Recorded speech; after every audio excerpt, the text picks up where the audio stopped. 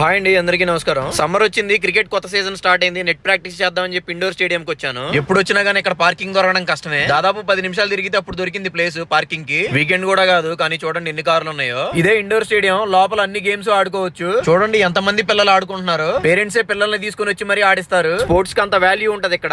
నీకు ఎగ్జామ్ లో ఎన్ని మార్కులు వచ్చినాయి అని అడగరు. నీకు ఏ స్పోర్ట్స్ మీద ఇంట్రెస్ట్ ఉంటే ఆ స్పోర్ట్స్ ఆడిస్తారు వీళ్ళు. అంతెందుకు ఒలింపిక్స్ లో మెడల్స్ చూస్తేనే అర్థం అవుతుందండి. మన పిల్లలకి మాత్రం స్కూల్ కి వెళ్తే స్కూల్ వర్క్, ఇంటి దగ్గర ఉంటే హోమ్ వర్క్. ఆడుకోవడానికి టైమే ఉండదు పిల్లలకి. కొంతమంది పేరెంట్స్ ఆడుకోమన్నా వీళ్ళు మాత్రం పబ్జీలు, ఫ్రీ ఫైర్ అని చెప్పి ఫోన్లు పట్టుకుంటారు. ఆ బౌలింగ్ వేసే ముత్యం నేనే. సంక్రాంతి కోడి పందాలకి జీడిపప్పు, బాదం పప్పు వేసి కోడి పుంజులు పెంచినట్టు మా వాళ్ళు మ్యాచ్లకి సంవత్సరం పొడవునా ప్రాక్టీస్ చేస్తారు. పందెం పుంజు ఫస్ట్ బరిలోనే ఒక్క వేటుకు పడ్డట్టు మేము ఫస్ట్ మ్యాచ్ లోనే బోల్తా పడతాం. ఆపోజిట్ టీం వాళ్ళు మ్యాచ్లు గెలుస్తుంటే మేము మాత్రం హృదయాలు గెలుస్తాం. మేము గెలిచిన హృదయాల లిస్ట్ చెప్పాలంటే జనాభా లెక్కల చిట్టా కంటే డబుల్ ఉంటది. 10వ తరగతి పిల్లలకి రిజల్ట్స్ వచ్చినట్టు ఉన్నాయి. మార్కులు ఎక్కువ వచ్చిన పిల్లలతో మీ పిల్లల్ని పోల్చి పాపం వాళ్ళని బాధ పెట్టొద్దు. నా ప్రాక్టీస్ అయిపోయి ఇంటికి వెళ్తున్నాను. ఇంతే సంగతులు, చిత్తగించవాలను.